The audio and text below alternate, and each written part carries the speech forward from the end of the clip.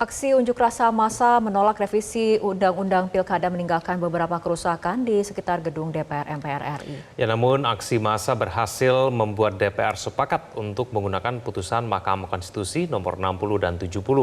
Kerusakan di kawasan DPR juga dinilai tak sebanding dengan rusaknya demokrasi jika pemerintah dan DPR benar-benar menentang putusan MK.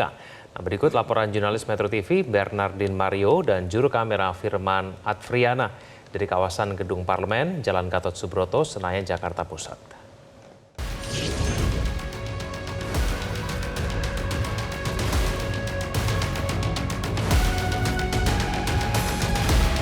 Aksi unjuk rasa massa yang menolak revisi Undang-Undang Pilkada memang kemarin sempat diwarnai kericuan dan akhirnya membuat beberapa fasilitas umum di sekitar Jalan Gatot Subroto, Senayan, Jakarta Pusat dan juga bagian luar gedung MPR DPR RI mengalami kerusakan. Kerusakan ini terjadi akibat bentrokan yang tidak dapat terelakkan antara massa dengan polisi.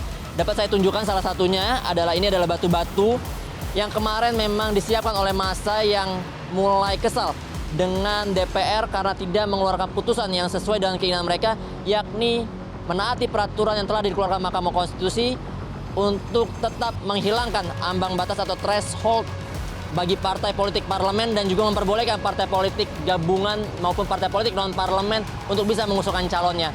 Dan juga selain itu kemarin ada coret-coretan dari cat semprot yang dituliskan oleh massa berisikan suara hati dan kekesalan mereka terhadap DPR dan juga pemerintahan saat ini, di mana memang menurut mereka pemerintah saat ini dan juga DPR membuat demokrasi di Indonesia semakin anjlok nilainya.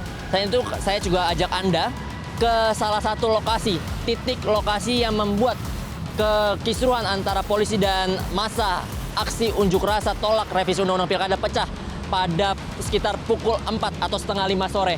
Ini adalah salah satu gerbang masuk yang membuat pada saat itu massa akhirnya bentrok dengan polisi yang ada di dalam kawasan gedung parlemen. Memang dalam aksi tersebut massa yang sudah datang sejak pukul 10 pagi ini tidak mendapat kejelasan apapun dari anggota parlemen terkait dengan putusan apa yang akan diterapkan, sehingga membuat massa ini kesal, sehingga pada akhirnya keputusan baru dikeluarkan pada pukul 7 malam, di mana pimpinan DPR RI, Sufmi Dasko, akhirnya memutuskan untuk tetap memakai putusan MK nomor 60 dan 70 sebagai aturan yang nantinya akan diterapkan di Pilkada 2024. Dari Jakarta, Bernardin Mario, Firman Adfriana, Metro TV.